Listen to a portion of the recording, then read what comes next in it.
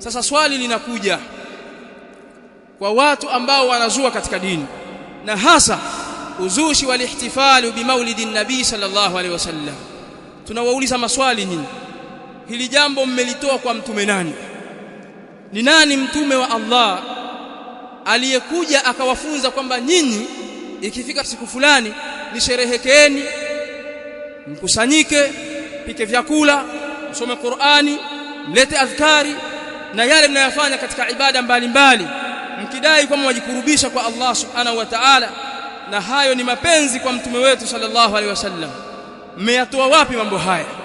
Ni nani aliyewafunza jambo hili? Ni mtume huyu ambaye tunamfahamu, mtume Muhammad sallallahu alaihi wasallam, au ni matamanio nafsi zenu, au mmeamua kuwaiga manaswara kwa sababu wao wanasherehekea siku ya kuzaliwa Isa mwana wa Maryam?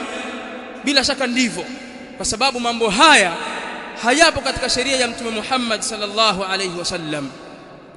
Lakini kadhalika, je, wao watakwambia kwamba sisi twampenda mtume sallallahu alaihi wasallam, nyinyi hamumpendi, ndio maana hamtaki kumsherehekea na kumfurahikia? Sisi twawauliza, je, nyinyi mhampenda zaidi mtume sallallahu alaihi wasallam kuliko ashabu rasulillah sallallahu alaihi wasallam? Ni kina nani katika maswahaba waliofanya hivyo mnavyofanya? Bila shaka hawana majibu watu hawa. Watakwambia, kwani kuna ubaya gani?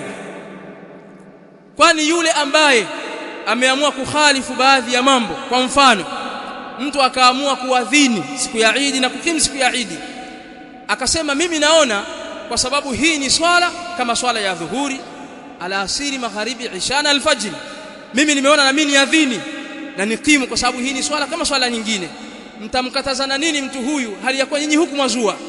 Utamwambia maneno yako, man ahdatha fi amrina hadha ma laysa minhu fa huwa raddun, na atakupiga na hadithi hiyo hiyo kwamba wewe pia umezua katika dini ya Allah jalla wa ala. Ni mtume gani aliyekufundisha kusherehekea mazazi yake? Mtume Muhammad sallallahu alaihi wasallam amekufundisha hivyo? Je, salafu wamekufundisha hivyo?